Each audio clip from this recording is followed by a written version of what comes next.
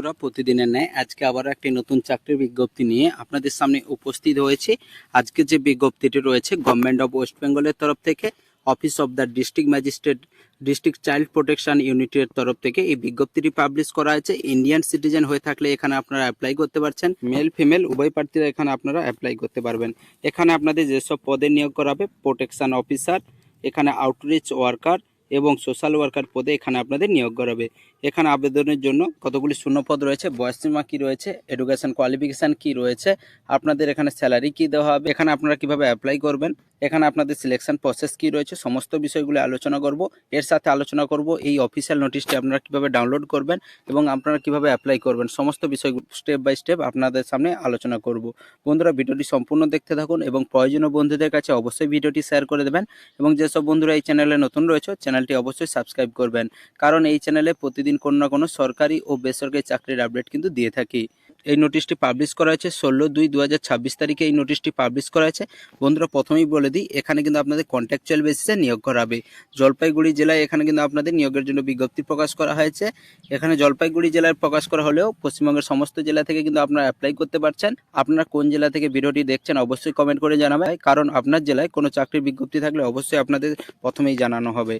এখানে প্রথমে যে পদটি রয়েছে প্রোটেকশন অফিসার, এখানেও আপনাদের মোট শূন্য পদ রয়েছে দুটি। এখানে 45 বছরের মধ্যে বয়স হতে হবে। এখানে আপনাদের গ্র্যাজুয়েট বা পোস্ট গ্র্যাজুয়েট করে থাকলে আপনারা কিন্তু অ্যাপ্লাই করতে পারবেন।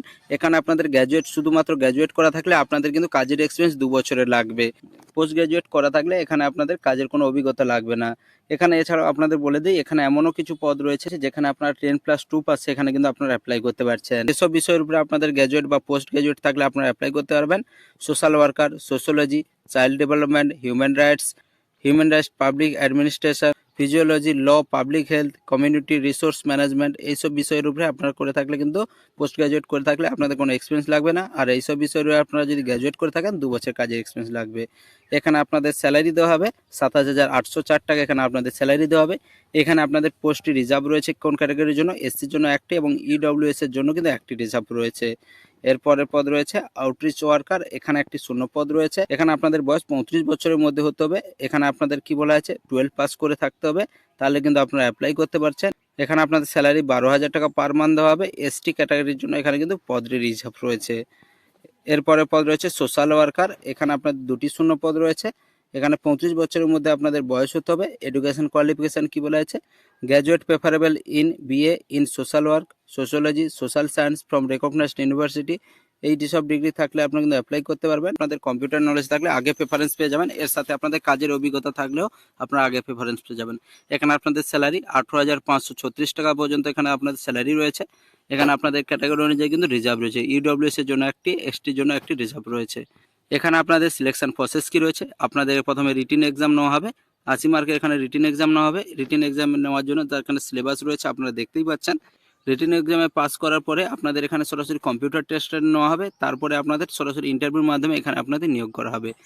এখানে যে আপনারা অ্যাপ্লাই করবেন, অ্যাপ্লাই করার জন্য আপনাদের লাস্ট ডেট কি রয়েছে, 9/3/2026 তারিখের মধ্যে এখানে কিন্তু আপনাদের অ্যাপ্লাইটি কমপ্লিট করতে হবে।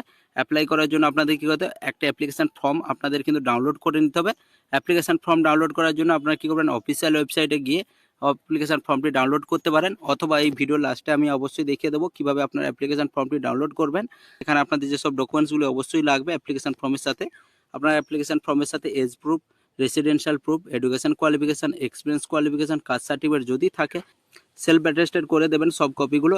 এর সাথে আপনাদের একটি খাম নিতে হবে, যেখানে আপনাদের পোস্ট অফিসে 5 টাকার যে স্ট্যাম্প রয়েছে, 5 টাকার দুটি স্ট্যাম্প এখানে কিন্তু থাকতে হবে।